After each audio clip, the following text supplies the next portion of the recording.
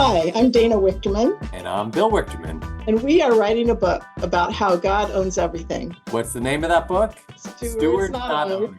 The Joy of Aligning Your Money with Your Faith. And so we are so glad to have with us today Patrick Fisher. So Patrick Fisher is a businessman. He actually runs a financial institution called Creation Investments. Patrick Fisher, great to have you with us today. You say something in our book, Stewards Not Owners. You say that the church clips the wings of a lot of Christian business people, telling them just to go make money so they can give to missions. What do you mean by that?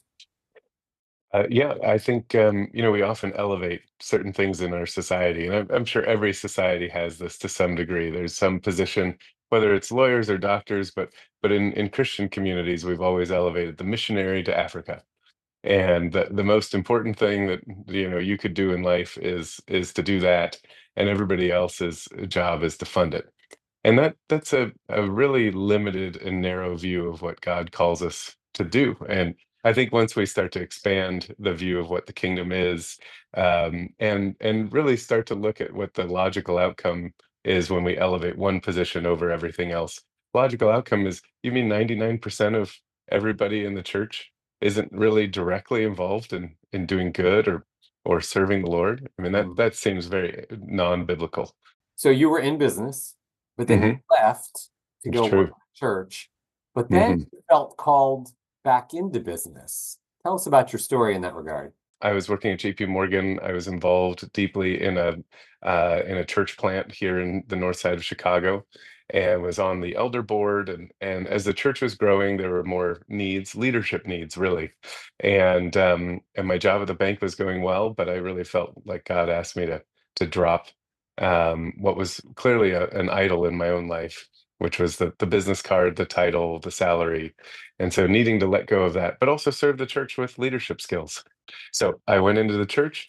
I didn't do better work or more important work by being there, but it was a very important time of life where God did a lot through that community and in myself. And then moved pretty smoothly back into the business community. And again, I wouldn't put one above another. But the thread line there is leadership. Hmm. That I think God has continued to grow my leadership skills. I'm feeling that even more today, in the need to grow them. And but there's leadership needs in the church, and there are leadership needs in the business world, and there were particular circumstances that led me to each. So you are trying to prove out the thesis that you can do well financially while you're doing good in terms of social impact. Tell us how that's playing itself out in your work. Yeah. Well, yes, it's still the thesis I believe in to my toes, Dana. So I've heard it said, profits are the applause of your customer. And so I think that's a helpful frame to say that business and the free exchange of different kinds of capital, intellectual capital, financial capital, they really grow the pie. So we're trying to grow the pie in giving basic services to the bottom of the pyramid. From our case, we do that through financial services. So we have about $2 billion of affordable housing mortgages that our firm has supported, and it currently today. We do a lot in microfinance and providing the $200, $300 loan to women to help them increase their income. We do a lot in vehicle finance and helping somebody own their own motorcycle, that they pay off in 18 months. And with that added mobility, they get access to healthcare and education, and then also employment. And that economic activity is what drives our economic model. So that's how we generate real returns to our investors, which we've done over 17 years, and have exceeded market returns, which has been a fabulous thing. To be able to affect 60 million people, achieve a market return, it all comes back to the value of people. When you give people something that they value, that they can use for productive purposes, it really creates wealth for all parties. And that's, again, what I continue to read in the Gospels, which is that there are ways of planting fields that will lead to 30, 60, and 100-fold. And nobody's harmed by that. And there's a lot to celebrate in that.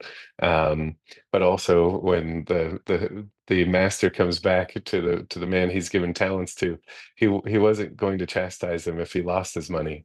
What he did is chastise him that he didn't put it at risk. He didn't do something with it. So let's do something with these businesses, with these platforms, with the capital we have for mission. Take some risk. There are real returns to be had and gained for all parties, so that all can benefit. It's excellent to hear that you can have that kind of impact on global issues like affordable housing. And when you talk about bottom of the pyramid, you mean poorest of the poor, the people that are usually excluded from financial loans and whatever, and they can get the means, like that motorcycle, to actually produce income for their family. And oftentimes, that usually has an impact on more than just that one person. It's usually a whole family. Have you measured some of your impact, and can you talk a little bit about some of the impact that you've had? The reach that access to capital has is pretty incredible. To be able to provide a woman in a rural area with money to start her own business, to expand some basic economic activity, generates on average about 3 times the amount that we lend to that woman in terms of added income for her home. And that gets spent on nutrition, so more protein for her family and children. It gets spent on healthcare, so obviously there's preventative care, but also really acute care. It gets spent on education that allows that next generation to really move up the economic ladder. It gets paid in taxes, which no American really likes taxes, but taxes are good. They pay for roads and infrastructure, and it gives that woman in particular political voice. That a lot of people think that you start with political power and that will lead to economic power, but there's so much data that says no, it's economic power first that then leads to political voice. So you're really uplifting. And when we think about the cry of the poor, I mean, this is part of how we get that cry of the poor amplified to leaders and systems. And it also shows what you said before, that it's not a zero-sum game. It's you're increasing the pie, so Mhm. that all people can participate and enjoy the fruits of that productive labor. Do you, Exactly. do you feel that you're also maybe changing some of the whole markets there, here in the United States we have more mature markets, and that maybe maturing those markets there will be some of your legacy? Absolutely. No, it's a humbling thing to talk about, but thanks for bringing that up. I mean, we talk with the heads of central banks. I had the pleasure of meeting with the Central Bank of Cambodia, if you can imagine, in 2006 and 7. And we were looking at Cambodia for microcredit, and I started to ask them about savings accounts. And very few Cambodians saved in formal banks at that time. It was all essentially money under the mattress. And I asked them why in a country like this with 15 million people would 1% of people have a savings account? They said, well, people don't trust the banks. So, well, America had this issue, and I explained to them our history of banking, and we came up with this FDIC insurance, federal insurance, and there's lots of discussion in a language I don't speak.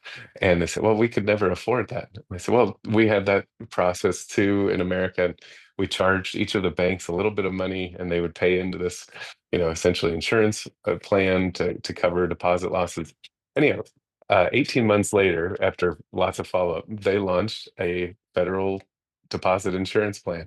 And I know that's boring to most people. It's super exciting to me, but now over half of Cambodians have a savings account, and which has given them interest and earnings on their money. It's given them a safe place to save.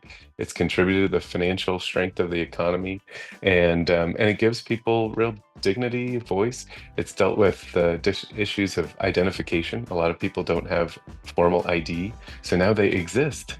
There's a record of them, and just there's all these wonderful outcomes of this. But we really are changing systems, and that's a voice we couldn't have without the underlying performance of our investments, the capital we've been able to raise, and putting all this together. So it's an amazing thing to be a part of. Thank you. Okay, that was awesome, Patrick. Wow. Oh, you guys are great.